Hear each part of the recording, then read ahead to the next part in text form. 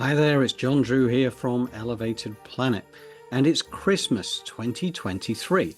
So I thought I would do something very special for Christmas. A few days ago, we did our live event on the 17th of December, and on that, one of the areas of focus there from Billy Carson was talking about hypnotic therapy and how we recall everything. The brain records everything 24/7. Not consciously, because consciously we will always come back with a few kind of items of, oh yeah, I remember this, I remember that. But once taken deep into hypnosis, we can recall details that you would not believe possible. Like if you say, oh, we walked down the road, oh yeah, I saw 2 or 3 cars went past, people were walking. You would remember what all those people were wearing. You would remember the license plates of the cars, the make of the cars. You would remember any shop windows. You would remember all the details because that's what the brain is doing. It's storing information 24/7. And not only that, but the body is a store of information, whether it's in the subconscious, whether it's in the DNA of every past life that we've ever had. Now, that's where it gets super interesting because not only are we just remembering what we've seen on the street, but we can remember stuff from past lives that take us to a completely different world. Now, one of my favorite authors, as you will be aware, is Dolores Cannon, who spent probably the last 35 years of her life doing regression therapy. She created her own QHHT, quantum healing hypnotic therapy, that is now practiced by thousands of people around the world. But during those 30 odd years, in fact, in the 1980s, that she did this particular piece of work, I believe. And it relates to Jesus. So this was a time when she was regressing one of her clients, and she went back to a time when she was one of the Essenes.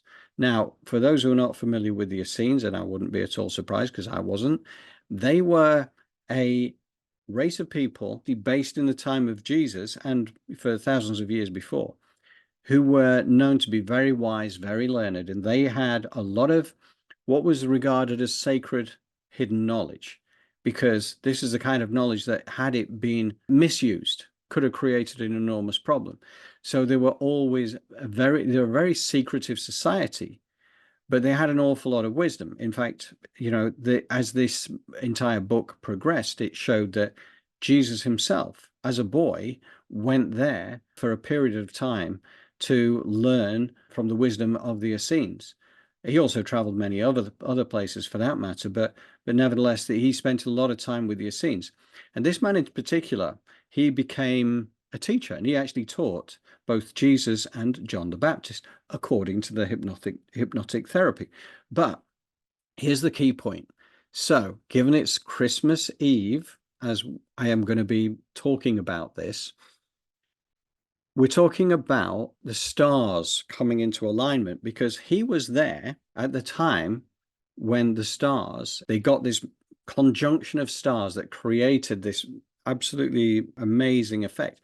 But they'd known for thousands of years that this was going to happen, and they were so excited that they could actually see it for themselves. They weren't there at Bethlehem. They were in the hills somewhere, some way distant. But nevertheless, they saw this and they experienced it. And he described what it was like very emotionally about what it was like.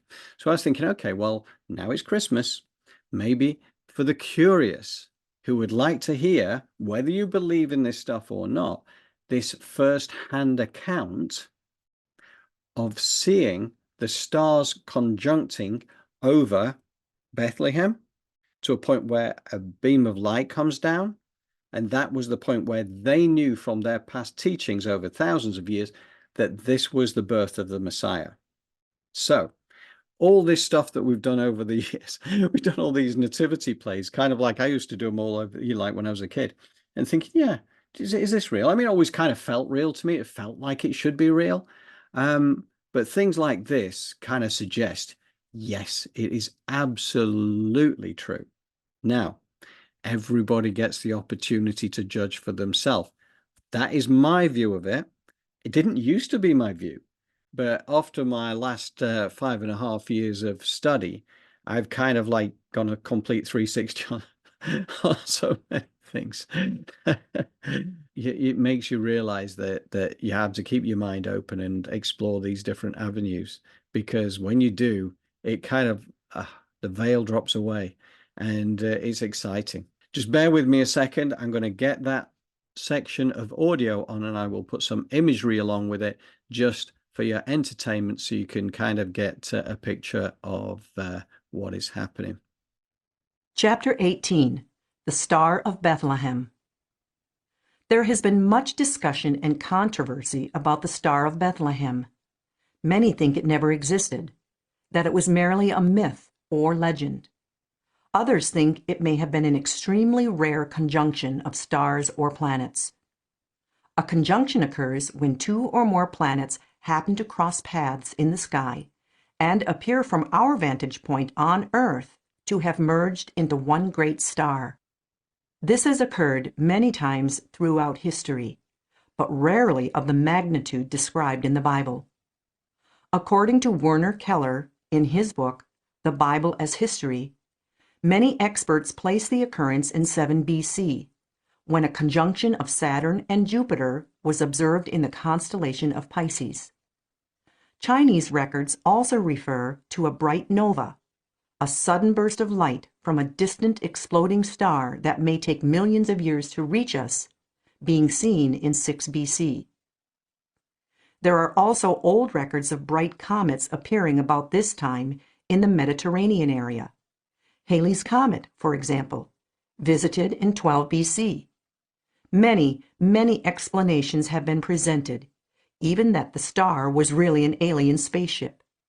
It is a known fact that Jesus was not born in 1 AD, at the beginning of our Christian calendar, because of many inaccuracies in the early dating system. The only thing certain about this controversy is that no one is certain about what the Star of Bethlehem was or when it occurred. I was certainly not thinking about any of this, and it was the last thing I expected to come forth while working with Katie. This episode occurred during our first session when we had just encountered Sadiq, and I was trying to find out more about who he was. I feel extremely honored that we were allowed to participate in such a glorious event. I had merely asked him to move forward to an important day in his life. This is a routine command to keep the subject from bogging down in the boring, mundane things that compose everyone's life. Moving them to an important day is a way of moving the story of their life forward. What is important to one person is not necessarily important to another, and this adds to the validity of the account. Thus, this was the last thing I expected when I asked him to move to a day that he considered important, counted him there, and asked him what he was doing. He said he was with his father, and they were watching the stars. Not an unusual thing to be doing, but there was something different about her voice. A quiet excitement, a feeling of wonder and awe that alerted me to the fact that this was not a normal night. He took several deep breaths and said, "It is the beginning of everything, to be able to see this for myself. It is all that I could ask, to know that the prophecy is being fulfilled." Katie, as Sadiq, clasped her hands together in front of her, and her body seemed alive with excitement. Sadiq continued, "It is the coming together of the 4 tonight." In chapter 3, Sadiq's father had told him there would be a sign in the heavens when the Messiah was coming. He stated, "It is said that from 4 corners that stars will rise together, and when that they meet, it will be the time of his birth." There were many of the Essenes with Sadiq, and they were watching from the waiting point of the hills, which was probably above Qumran. He could hardly contain his excitement. He said, "Never in my wildest hopes." His voice contained so much awe, it was almost a whisper. I asked him to describe what he was seeing. "It is like the heavens themselves have opened up, and all of the light is just shining down upon us. It is like the sun of the day. It is so bright. They come together. They have not met so that it is larger than it will be. He formed a large ring with her thumbs and forefingers touching, to show how the stars appeared as they moved in to merge. It was clear that he was seeing something very unusual. His excitement was contagious, and his voice gave me goosebumps. This was only one of many times I wished I could see what he was seeing, but we would have to settle for the second best of Sadiq's eyewitness description. It seemed there were 4 stars coming in together to one point. And it is said, when that it becomes as one, in that moment he will take his first breath. Do you know where he will be born? He is in Bethlehem. It is of the prophecies. How are the other people with you reacting? They are all joyous. Everyone is beside themselves. They are filled with joy and the energy that is coursing around us.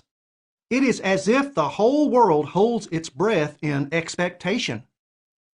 His voice was vibrating with emotion. There was no doubt in my mind that he was witnessing something extremely out of the ordinary. What do you plan to do? Are you going to try to find the Messiah? I assumed anyone at the time who would have knowledge of what this strange astral phenomenon meant would naturally want to go and see him. It would really be a breakthrough to get that story. I didn't know at the time that there would be plenty of time later to learn of the Messiah. We shall not. It shall be for them to come. Do the prophecies say who will find him? It is said that he shall be found by others, and then they shall leave. So, you're not going to go to Bethlehem and see if you can find him? No, for there will be dark years which shall come soon. Then he shall come to us. We shall be prepared for him. This has been prophesied, that he will come to your people? Yes, it is known. Will he learn from your people? Not so much that he will learn from us as to be awakened to what is inside. And you have the ability to help awaken this? We can but try.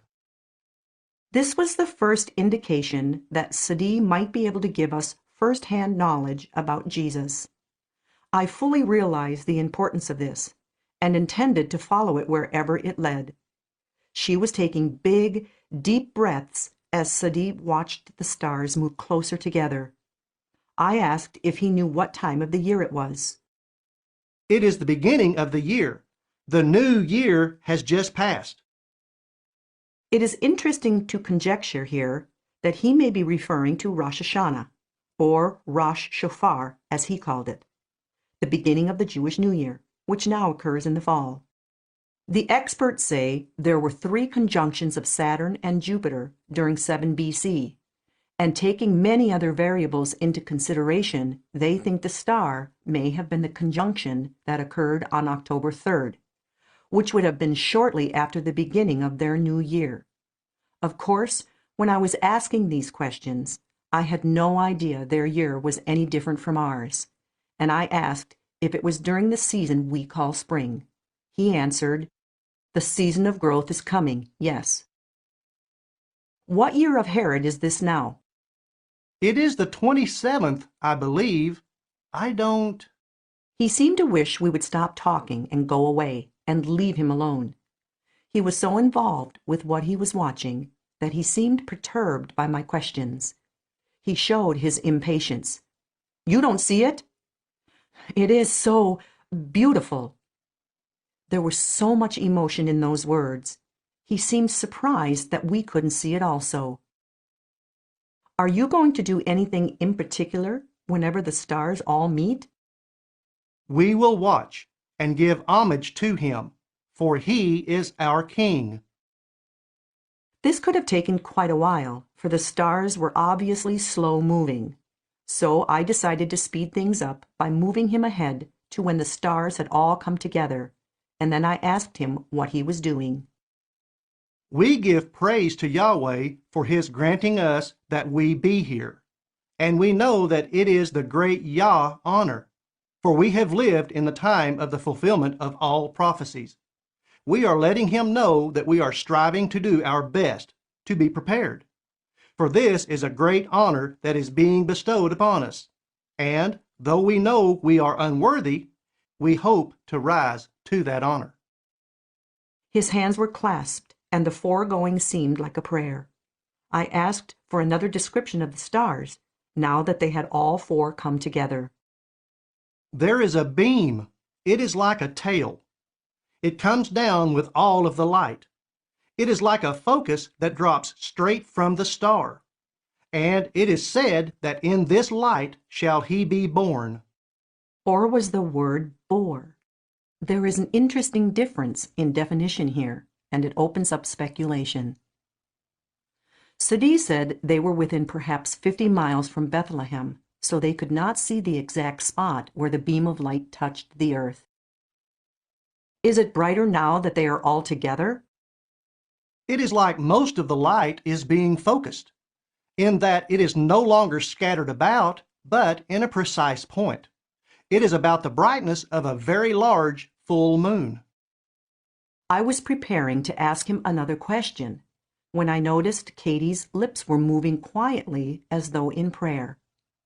I could almost see Sadiq on his knees, with his hands clasped toward the star, and praying with an enormous, heartfelt emotion. You can say it aloud. We would like to share this moment with you. No, would I tell my soul to others? I tell my soul to Yahweh. I was quiet for a few moments in reverence and allowed him to continue until it looked as if he had finished. I was not rushing him to go on to another scene. This must have been such a dramatic moment. I wanted to let him savor every drop of it. Has Elias also come again? He has been born also. It was a few months before. His father is known to its, for he is of us. Thus, this prophecy had also been fulfilled. There are many references in the New Testament to this prophecy that verify that the people of the time accepted the fact that John the Baptist was the reincarnation of Elias. When Jesus was speaking of John to the multitude in Matthew 11:10 and 14, "For this is he of whom it was written, Behold, I send my messenger before thy face, which shall prepare the way before thee. And if ye will receive it, this is Elias, which was for to come."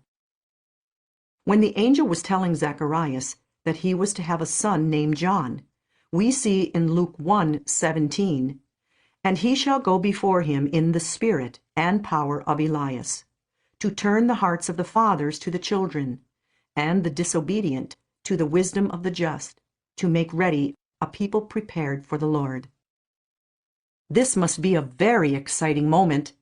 I really thank you for sharing it with us.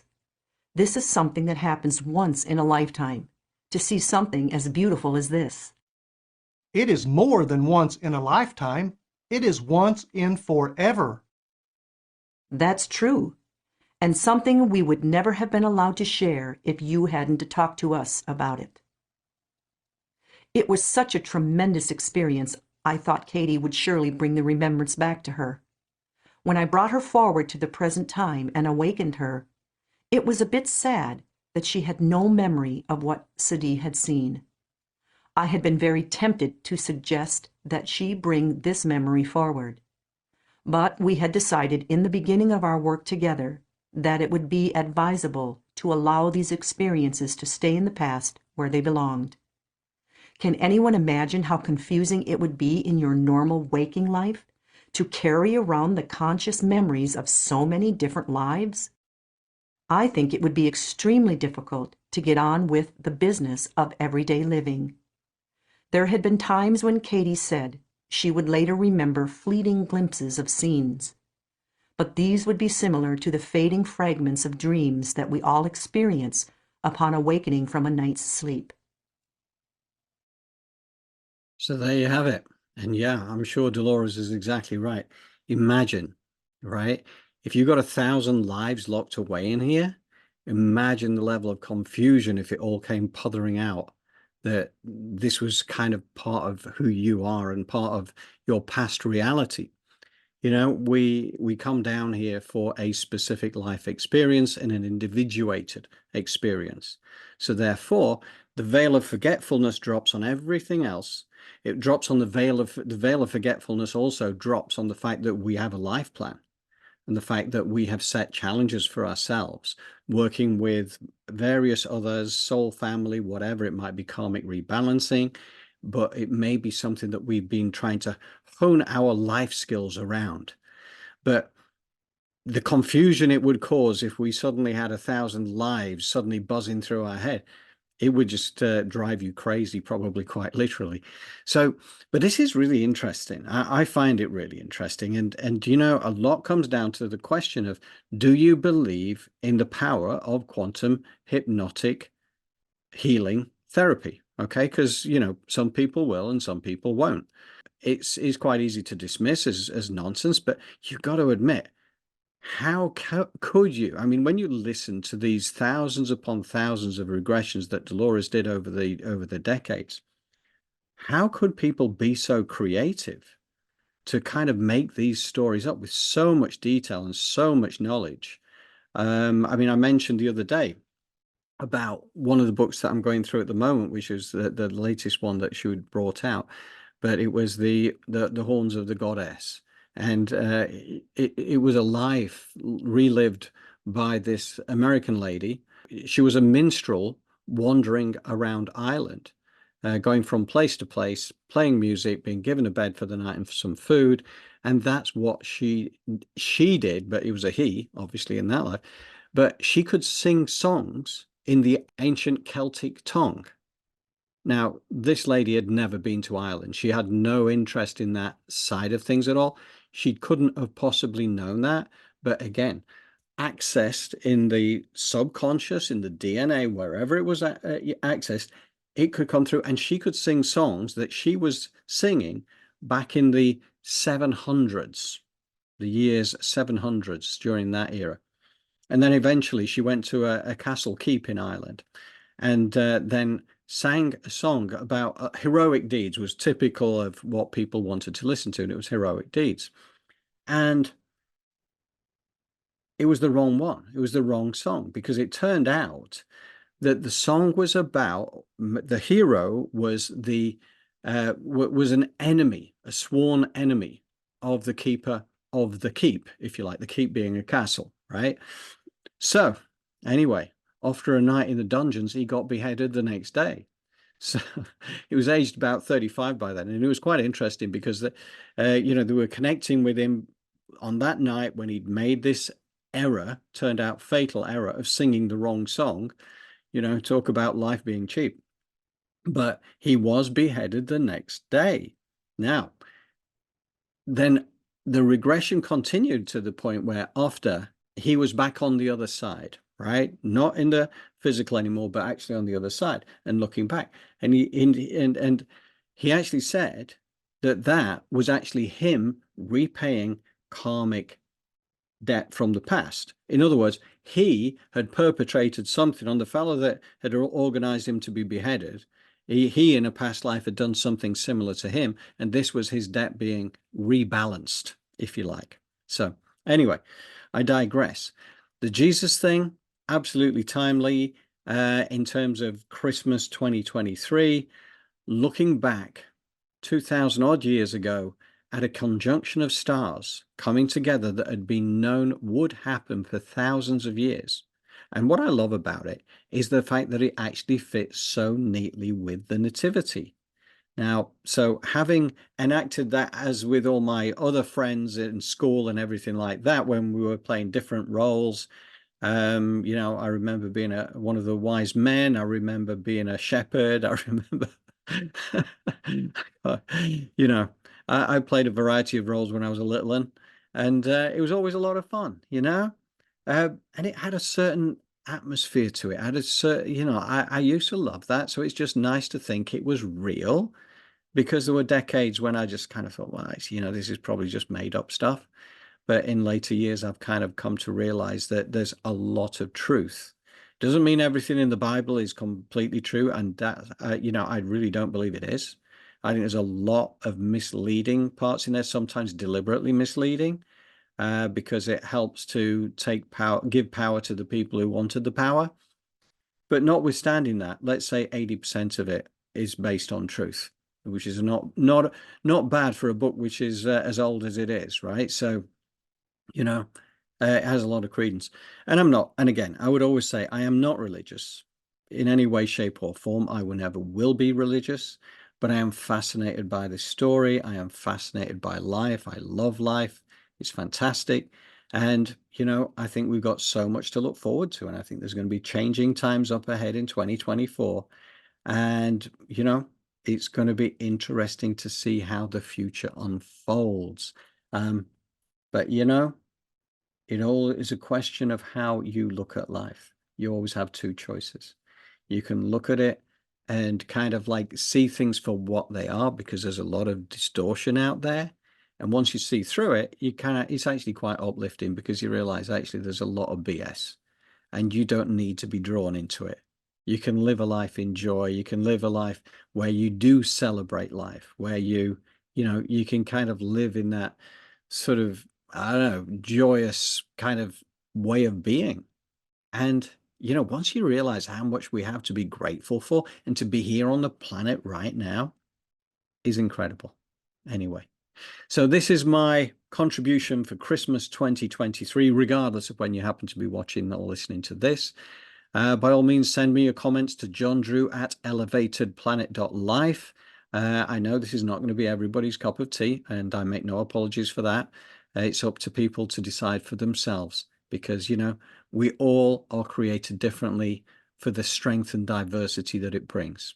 So whether it makes you happy, whether it makes you angry, you just go with it, because it's the way you're supposed to be. Anyway, love and light from John Drew of Elevated Planet, and Merry Christmas 2023. Happy New Year for 2024, or whenever you're going to see this. Just have a joyous life, and join us at elevatedplanet.life for our journey. Take care.